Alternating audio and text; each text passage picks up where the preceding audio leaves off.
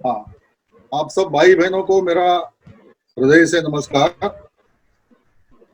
और भगवान गौतम बुद्ध की जयंती की सभी श्रोतागणों को लाख लाख शुभकामनाएं।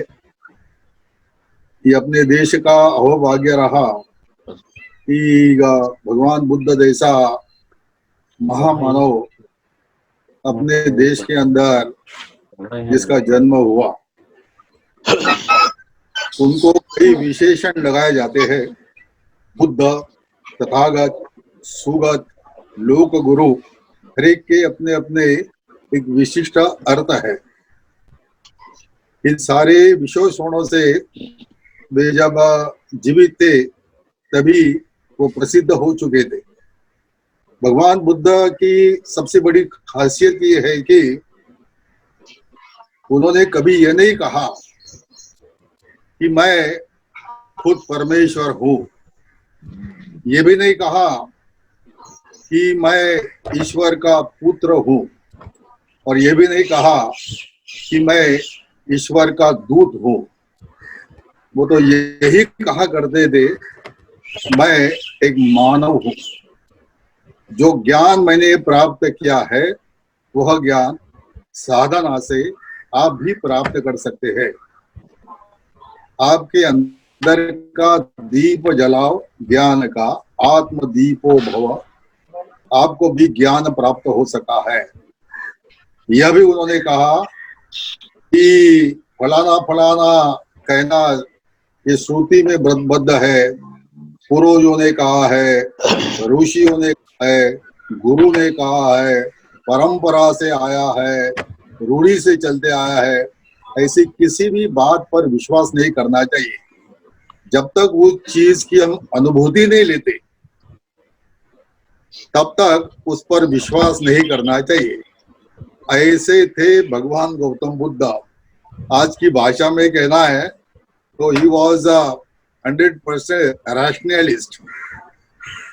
हर एक चीज को वो बुद्धि के कसौटी पर घिसा पिटा कर लेते थे और वैसा ही उपदेश सबको देते थे।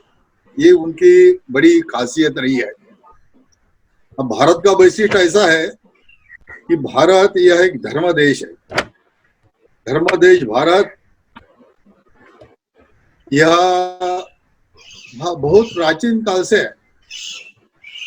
जैसे विवेकानंद जी कहा करते थे कि भारत से धर्म समाप्त हो गया तो भारत समाप्त हो जाएगा। धर्म और भारत ये समव्याप्त संकल्पना है। अब धर्म ऐसा है कि उसके अंदर चलते चलते ऐसे अनेक कुप्रथाएं निर्माण हो जाती है। धर्म ग्लानि आती है, एक शब्द का प्रयोग करते हम लोग, धर्म ग्लानि आती है।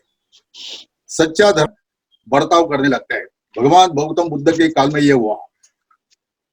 उस समय एक वर्ग ऐसा मानने लगा कि हम तो ब्रह्मा के मुख से आए हैं, सभी लोगों ने हमारा सम्मान करना चाहिए, और जो सेवक है वो सेवक ही रहेंगे। तो यह सारी जो प्रथा है या विचार की पद्धति है, यही धर्म है, यही धर्म है। ऐसी एक मान्यता उसके पीछे खड़ी की गई। यज्ञ याग चलने लगा।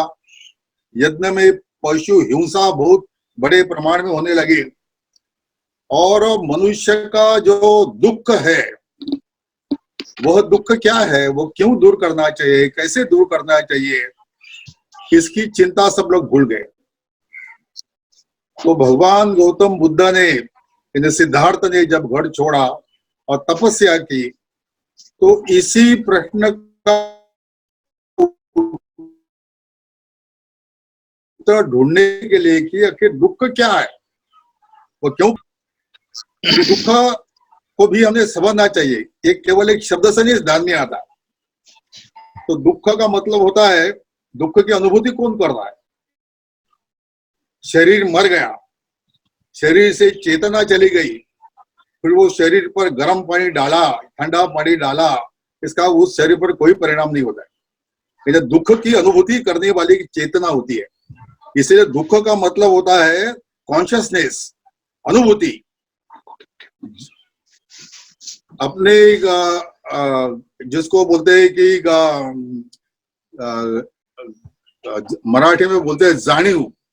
तो ये सारी जो चीजें होती है उसके नियम क्या है, वो क्या चीज है, इसको समझना चाहिए। अभी हम लोग जानते हैं कि जो हमारा पदार्थ विज्ञान है, फिजिक्स, यह भौतिक पदार्थ के नियम बताता है, गति के नियम बताएगा, इलेक्ट्रिसिटी के नियम बताएगा, ऐसे हजारों नियम बताएगा। लेकिन ये कॉन्शियसनेस क्या है, ये दुख की संवेदना जो होती है, कॉन्शियसनेस जिसकी अनुभूति करता है, ये कॉन्शियसनेस क्या है। तो क्वांटम फिजिक्स के जो प्रयोग चलते हैं उसमें वो यहाँ तक आ गए हैं कि भाई जो फिजिक्स के जो नियम है, ये जो कॉन्शियसनेस का जो विषय आता है तब वहां पर वो काम नहीं करते। तो ये कॉन्शियसनेस का उनको जो एक मूल कण मिलना चाहिए वो अब तक नहीं मिला है, लेकिन वो है, ऐसी उसको अनुभूति आती है। तो ये जो दुख की संवेदना है, हमारी जो एक चेतना है, इस चेतना का संशोधन अपनी शरीर की प्रयोगशाला बनाकर भगवान बुद्ध ने किया और सारा ज्ञान दुनिया के सामने रखा। यह रखा कि एक ही संवेदना सारे विश्वव्यापी है। और इसलिए उनका उपदेश यह रहा करता था कि जिस कारण मुझे दुख होता है उस कारण सभी जीव सृष्टि को भी दुख होता है। इसीलिए दूसरों के सुख की भी चिंता करनी चाहिए, उनके दुख निवारण के लिए प्रयास करने चाहिए। ऐसी एक व्यापक वैश्विक अनुभूति भगवान गौतम बुद्ध ने प्राप्त की, इसलिए की कि यह कॉन्शियसनेस जो है ये विश्वव्यापी है, ये केवल भारत तक सीमित है, यूरोप में नहीं है, अफ्रीका में नहीं है, ऐसा नहीं है। और इसी के कारण जैसे आज का जो बहुत बड़ा महामारी का विषय चल रहा है, कोरोना,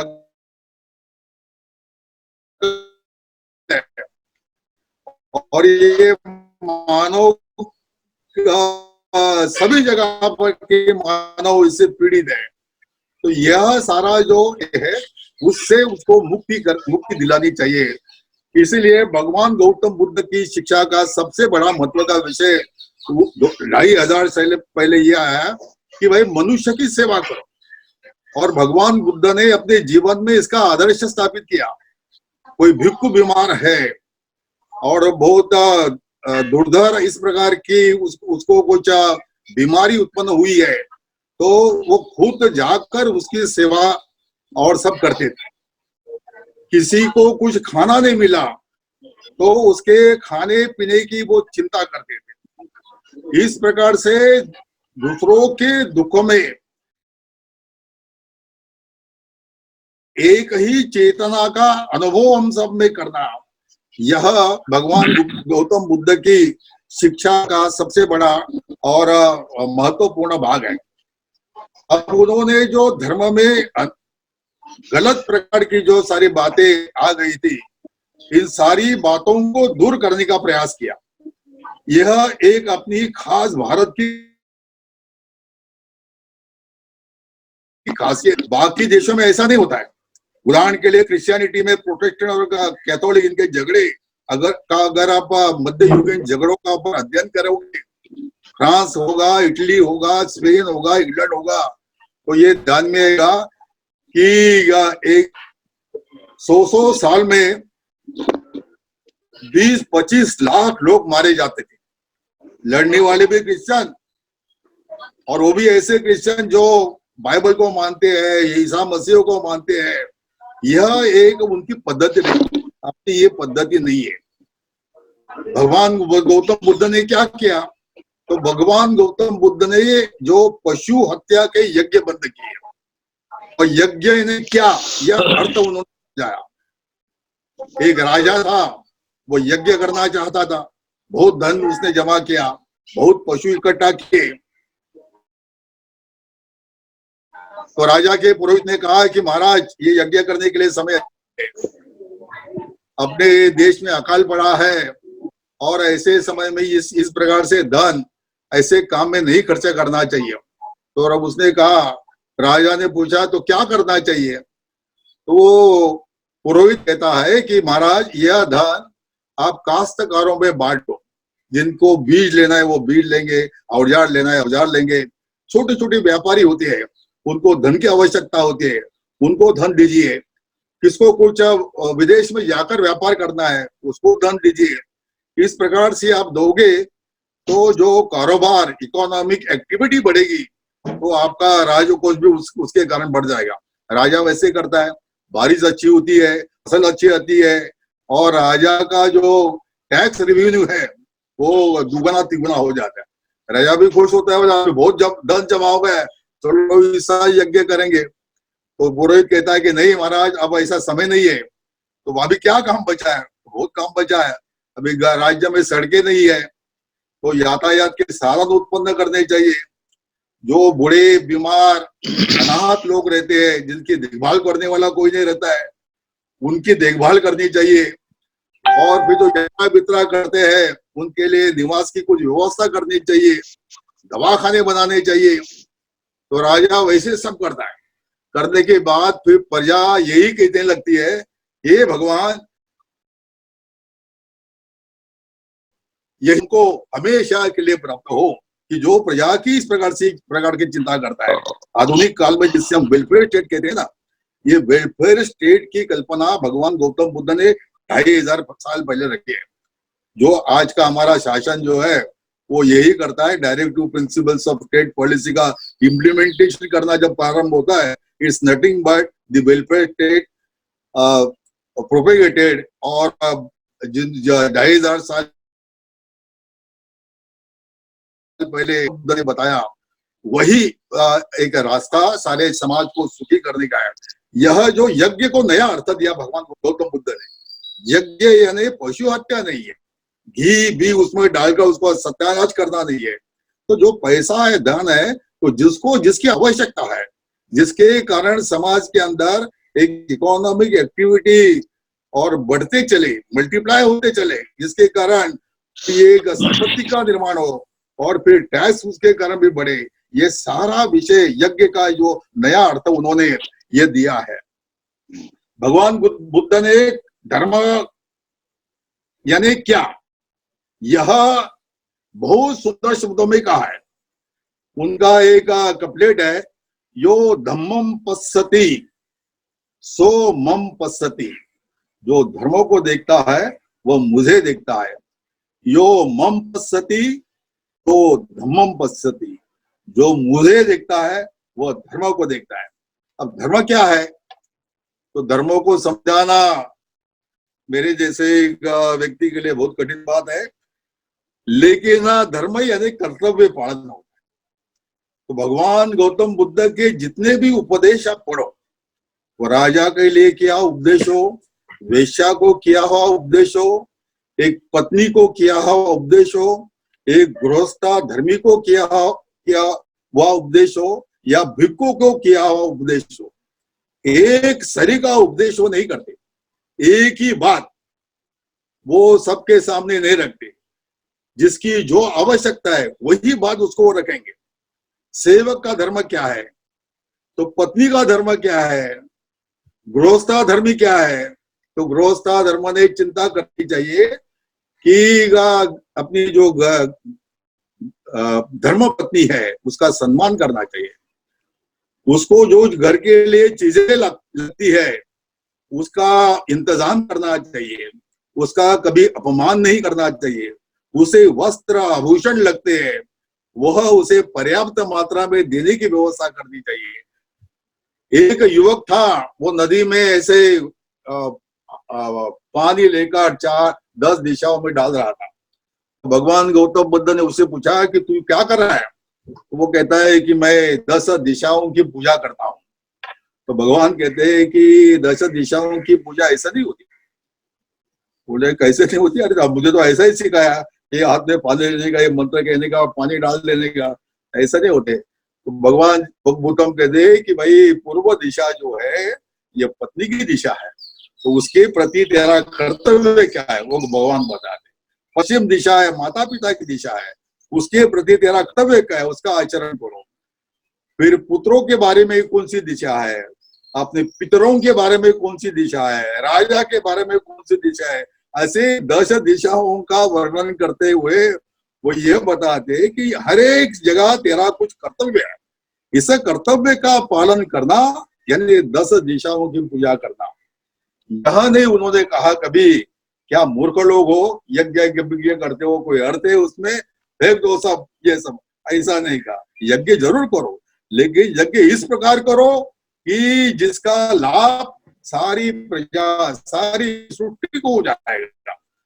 कर्तव्याचरण पूजा पाठ करना है, 10 दिशा की पूजा जरूर करो, लेकिन 10 दिशा क्या है यह तो पहले समझ लेना चाहिए। भगवान गौतम बुद्ध के बारे में दुर्दैव से अपने देश के अंदर अनेक प्रकार की गलत फहमियां है। कुछ लोग तो ये कहते हैं कि भगवान बुद्ध ने क्या है, वो दुखवादी है, जीवन से पलायन सिखाते हैं, और जैसे जन्म प्राप्त हुआ है तो जितने साल अपने को जीना है इस पृथ्वी पर तो संघर्ष करके ही जीना पड़ता है, हर एक व्यक्ति को करना पड़ता है। वो राजा का बेटा भी क्यों ना हो, उसके संघर्ष के क्षेत्र अलग होंगे, हमारे जैसे आम आदमी के क्षेत्र अलग होंगे, लेकिन संघर्ष को तो हर को करना पड़ता है। तो हर एक का संघर्ष सुकर हो, अच्छे प्रकार से हो, ऐसे उपदेश भगवान उनको देते हैं। उन्होंने यह अहिंसा धर्म का एकदम एक्सट्रीम कभी भी इस प्रकार का उपदेश नहीं किया। राजाओं को यह नहीं कहा कि सेना सब खारिज कर दो, कोई आवश्यकता नहीं।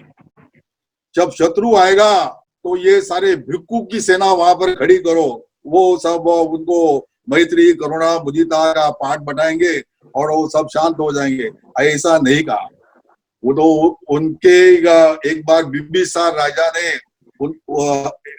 भगवान गौतम बुद्ध के पास एक शिकायत की और कहा कि मेरे सेना से कुछ सैनिक भागकर भिक्खु बनने के लिए तुम्हारे यहाँ आते हैं, तो ये तो इसके कारण तो सेना में बड़ी इनडिसिप्लिन खड़ी हो जाएगी। तो भगवान गौतम बुद्ध के और ऐसे भागने वाले सैनिकों को क्या करना चाहिए?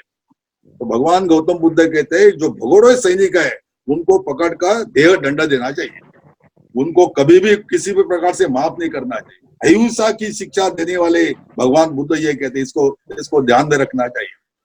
उन्होंने ये भी कहा कि नगर की रक्षा कैसे करनी चाहिए, तो सुरंग कैसे बनाने चाहिए, अंदर की सारी व्यवस्था कैसे होनी चाहिए, और सारे शस्त्रागार कैसे होने चाहिए, धन धान्य की प्रचुर मात्रा में किले के अंदर कैसे व्यवस्था करनी चाहिए, ये सारे उपदेश भगवान गौतम बुद्ध के हैं। और एक कहानी वो बताया करते थे कि अगर राजा अच्छा है तो राज का ठीक प्रकार से चलेगा, प्रजा धर्माचरण करते रहेगी और सब जगह अच्छी प्रकार से और लोग बर्ताव करेंगे। राजा अगर खराब है तो सारी प्रजा भी खराब होगी। यथा राजा तथा प्रजा। पांचाल नरेश का एक उदाहरण कहानी उन्होंने बताई। ये पांचाल नरेश है, ये तो बस खाओ पियो मजा करो इसमें मशगूल रहा करता था। राज कैसे चल रहा है, लोगों की हालत क्या है, ये काश्तकारों की हालत क्या है, व्यापार कैसे, किसी बात की उसे कोई चिंता नहीं थी। तो एक देवता उसके सपने में आई और उस देवता ने उसे कहा कि हे राजा तू जाग, तेरे राज्य की हालत बहुत खराब है, मैं तुझे जागरूक करने के लिए इसके लिए आई कि तेरी पूर्वज सालों से मेरी पूजा करते आते हैं, तो मुझे ये सब देखकर दुख हो रहा है। राजा दूसरे दिन अपने पुरोहित को लेकर और राज्य की हालत देखने के लिए जाता है, और जब जाता है तो वेशांतर करके जाता है। एक देहात में जाता है, एक बूढ़ी माँ वहां बैठी है और वो पैर में चुभा हुआ कांटा निकाल रही है। निकालते निकालते वो गाली देती है कि मेरे पैर में जैसे ये कांटे घुसे हैं ऐसे बाण इस पांचाल नरेश के शरीर में घुसने चाहिए और वो रणांगण में पड़ना चाहिए, उसे ये दुख होना चाहिए। वेशांतर के बाद राजा कहता है कि अरे तेरे पैर में बाहर कांटे गए तो राजा इसके लिए क्यों जिम्मेदार है? वो कहती है राजा इसके लिए जिम्मेदार है कि राजा का राज्य में कोई ध्यान है नहीं। राजा के सिपाही अधिकारी हमको सताने के लिए आते हैं, और कुछ अगर घर में कोई मुर्गा है, कोई बकरी है, कुछ चावल है, कुछ फल है, सब उठा के लेके जाते हैं। कोई दाद ना फिरियाद, ये सब स्थिति है। तो इसलिए वो जैसे आते हैं तो हम लोग भाग कर चले जाते हैं जंगल में, और जाने के बाद आते हैं तो आते ही जाने में कांटे सब पैर में घुस जाते हैं। ये राजा इसके लिए जिम्मेदार है। दूसरे गांव में जाता है तो दूसरे गांव में एक बैल को पैर को बड़ी चोट आ गई थी और उसको चल भी नहीं रहा था। वो कास का गाली देता है राजा को कि हमारा पांचाल नरेश भी इस प्रकार से अपने शरीर के अंग काटकर रणांगण में गिरना चाहिए शत्रु के हाथ से। तो वेशांतर के बाद राजा पूछता है तेरे बैल का पैर कट गया, राजा इसके लिए क्यों जिम्मेदार है?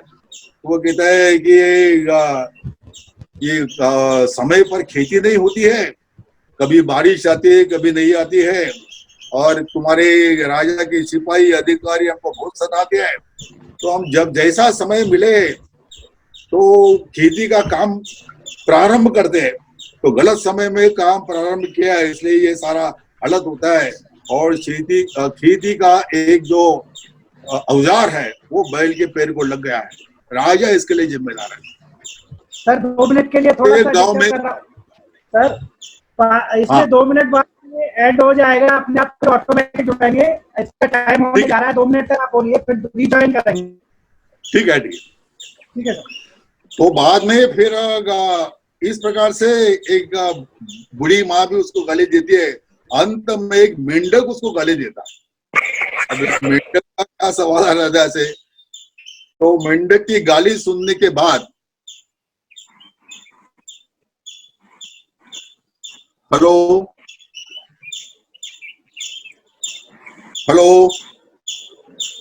हाँ सुनाई दे रहा है, सुनाई दे रहा है? हाँ आ रही है आवाज, हाँ सुनाई दे रहा है। तो हाँ, मेंढक की गाली सुनने के बाद राजा कहता है कि भाई राजा का काम तो लोगों की देखभाल करना है, प्राणी की देखभाल करना नहीं है। तो मेंढक कहता है कि ऐसा नहीं है, ये राजनीति नहीं है। राजनीति का मतलब ये होता है कि राज्य में रहने वाले पेड़ पौधे, पशु पक्षी, प्राणी और मनुष्य, इस सब का रक्षण राजा ने करना चाहिए।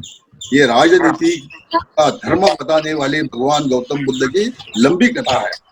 ये समरसता की बात अभी आदरणीय हमारे जो प्रायोजक है उन्होंने की, तो उसमें समरसता का एक मंत्र भगवान गौतम बुद्ध ने दिया है, बहुत महत्वपूर्ण है वो मंत्र, जिसे ब्रह्म भाव कहते हैं बुद्धिस्ट फिलॉसफी में। मैत्री, करुणा, मुदिता, उपेक्षा, ऐसे 4 मनोभाव होते हैं। मैत्री, करुणा, मुदिता, उपेक्षा, ये चारों करुणा भाव की अनेक कथाएं बौद्ध वाङ्मय में है। सबके साथ मैत्री करनी चाहिए। जो दुखी कष्टी है उसके बारे में मन के अंदर करुणा का भाव होना चाहिए। किसी का अच्छा होता है, किसी की आमदनी अच्छी है, मकान अच्छा बनाया है, ठीक चल रहा है, उसे देखकर भी हमको आनंद होना चाहिए।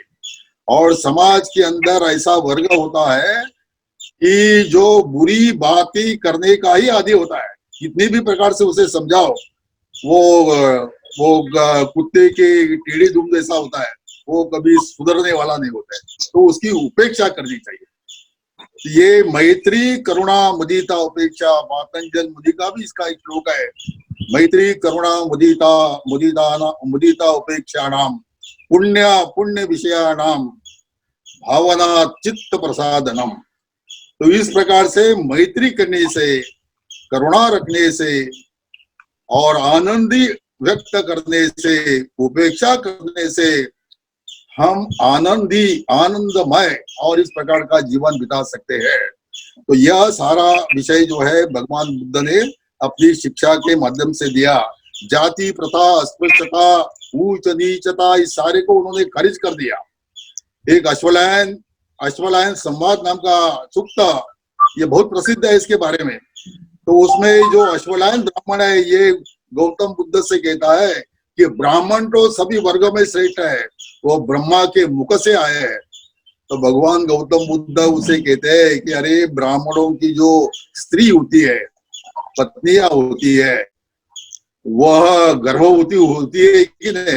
हाँ, गर्भवती होती है और बच्चों को जन्म देती है। तो आम आदमी जिस मार्ग से इस भूतल पर आता है, योनि मार्ग से, वही से तो जन्म होता है ना।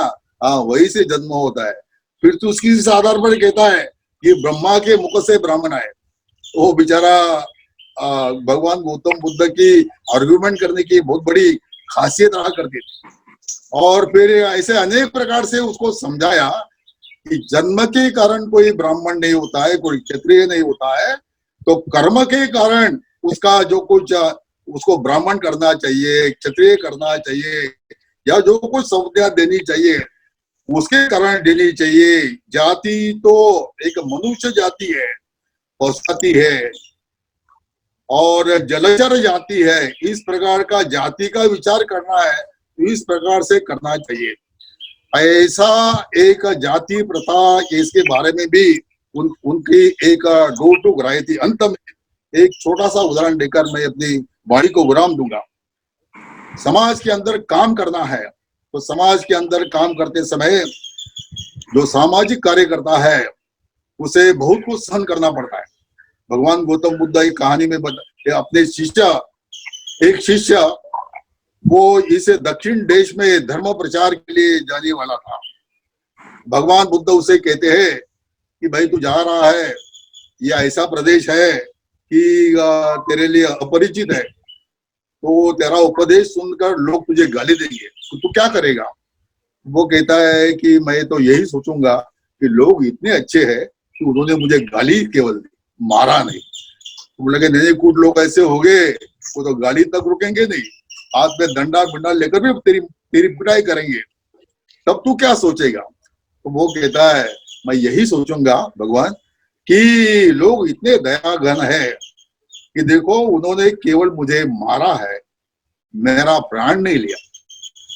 तो भगवान कहते हैं कि इसे आगे चलकर भी हत्या करने वाले भी लोग समाज के अंदर होते हैं, वो तेरी हत्या कर देंगे, तो मरते समय तेरे मन में क्या विचार आएगा? तो वो कहता है कि मेरे मन में यही विचार आएगा, लोग कितने दयाघन है कि आपने कहा कि जन्म दुख है, जीवन दुख है, तो इस दुख से मुक्ति पाना, निर्वाण